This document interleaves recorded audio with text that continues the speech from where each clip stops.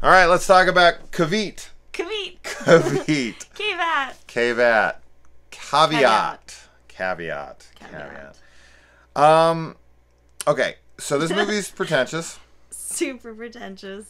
Super duper pretentious. I apologize to the filmmakers and the actors and whoever's watching this, because I know on lower budget films like this, a lot of the times we get cast and crew. And like this. So this is your warning to shut it off, because I'm not going to say nice things. But the couple nice things I will say is that there's two cool things. There's two really cool things that amount to maybe 10 seconds of the film. Maybe like 30. She's being generous. It's probably 20. 25? Yeah. Somewhere between 10 and 30. Whatever. That works. And it's cool. Yes. And they're all in the trailer. Yes. So watch the trailer and you're good. Yeah, the film is... God. Okay. So what is the caveat? The caveat is that some guy hires some dude to come look after his sister on an island, which he doesn't know it's an island, so that's one of the caveats. So it should be called caveats. Yes. It should be plural, because there's two caveats. Caveats. Whatever. Yes. Is the pluralization of caveats, or is it one of those words that doesn't get an S? I think it's caveats. I'm pretty sure it gets an S. Okay, but... gets an S. This movie gets an F, though.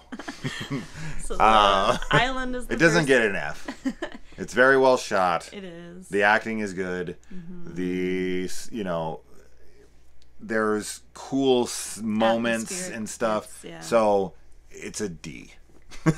Like a D minus. Yeah, I'll give it that. Anyway, so takes him to this house, look after his sister, but he then is told that he has to wear this like harness with a chain on it and be leashed.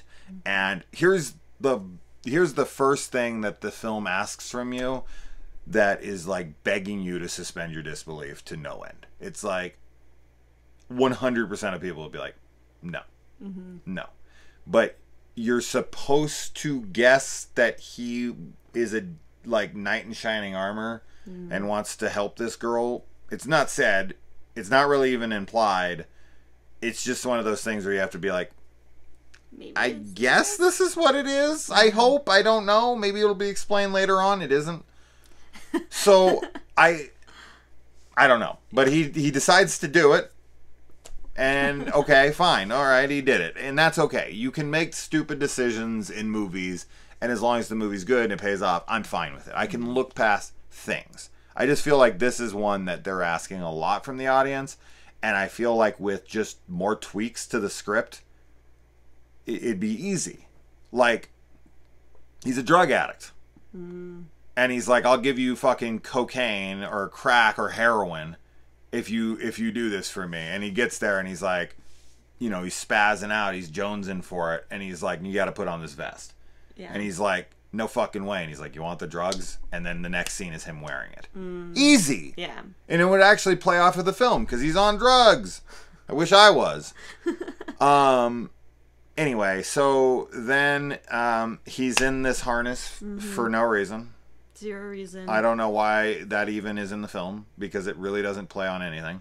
No, they don't use it at all. There's no plot purpose to it, really. Aside from, I don't know, I guess the backstory of being like the mom would sleepwalk. That's the only thing. So you think when he puts it on, it's going to be like that movie 100 Feet with Famke Janssen, where she is confined to house arrest in a house that's being haunted by her abusive ex-husband who died.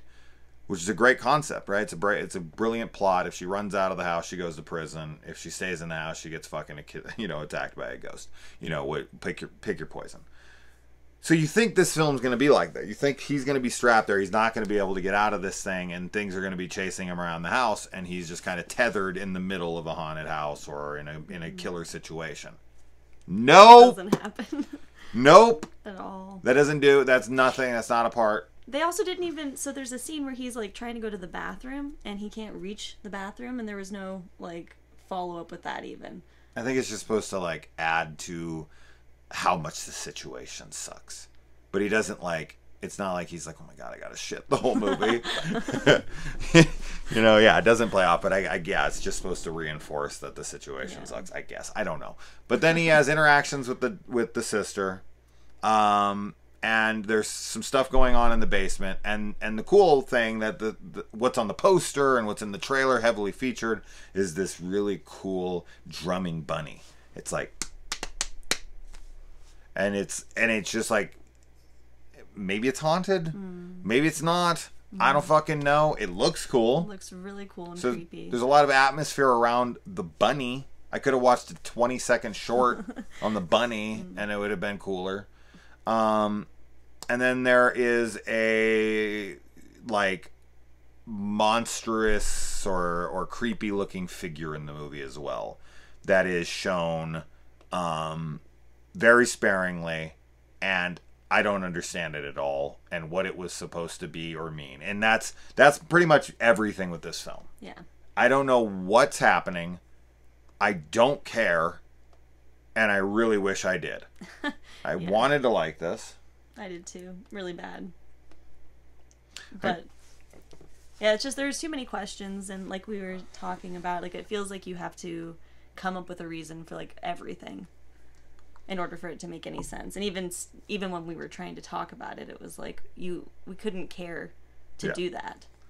I seriously asked her, and I think she asked me, but a few as well, but I asked her maybe 15 questions about the movie when it was over, and she had not a single answer for any of them, nor did I. And she had maybe asked me 5 extras, and I was like, I have no idea. I don't know. I don't understand the purpose of this. I don't understand anything. Like, this is one of those films where you want to go into spoiler discussion so you can be like, so why did this happen? And what does this mean? And what was the purpose of this? Is one of those kinds of movies where it's like trying to be ambiguous.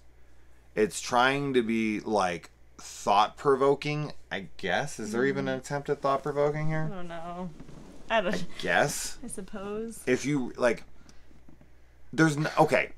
Another thing we were talking about is like with films like Saint Maud that are ambiguous, there's enough open threads to pull on to connect and to plead your case at the end of the film. Like, look, I think this is what happened to Maud. This is what I think happened here, and here's my evidence to support that theory. And then your evidence is pretty solid, and then someone can say a different theory and use other threads and be like, here's my theory, and there's enough there. And then somebody else makes another theory, and you're like, I don't think that works because of this, and this, so I don't think that holds water. With this film, there's nothing to connect. It's like all threads. It's just they don't connect. Yeah. It's like, here's a thread, and you kind of pull on it, and there's no give. And you're like, I got nothing here to give for the ending of this film, or the middle of this film. Like, while he's there, they get into, I don't know, that sounds spoilery, I guess. But yeah, they deal with memory in this film as well, and I'm just confused on that because it really doesn't it doesn't play to the film in the end. No. Like, I don't know what that meant and why. That's everything in this film I feel that way about. I don't know why or what is happening ever.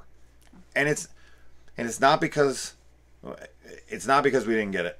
It's not because we're idiots. I promise you that.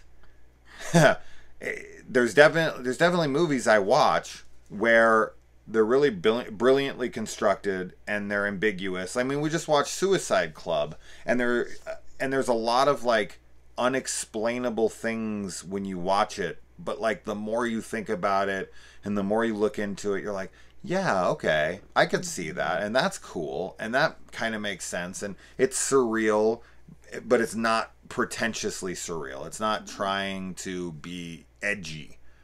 It has purpose. It's just one of those films where you kind of got to think about it to get it. And with this one, I just don't feel like that at all.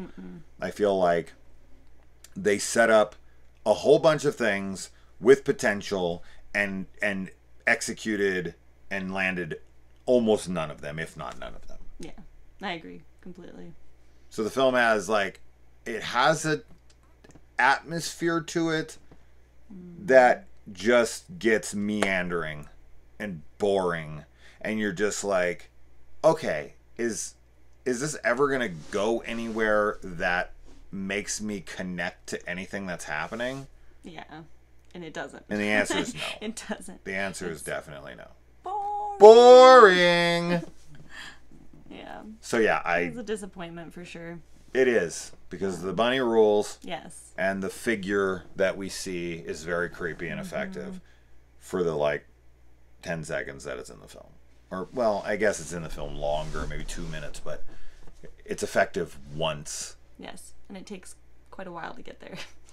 Yeah, and it doesn't play to anything, and you're asking yourself at the end of the movie, what did that even mean?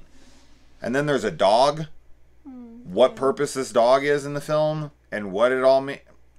Why is that? I feel like the dog was definitely meant to be symbolic of him in certain ways, but no, fuck off. It doesn't really matter. No. At all. Yeah, I think we were so checked out by that point that I don't care. Yeah. Same. Yes, it could be that. It could be a metaphor. Yes. Or some shit for him. At least that's what I think they were trying to go for. Boo. But boo. Boo. So yeah, nope, no kavit for me. No Kavat. No, I'm done. Yeah. Yeah. So. Oh well. Bye. Bye.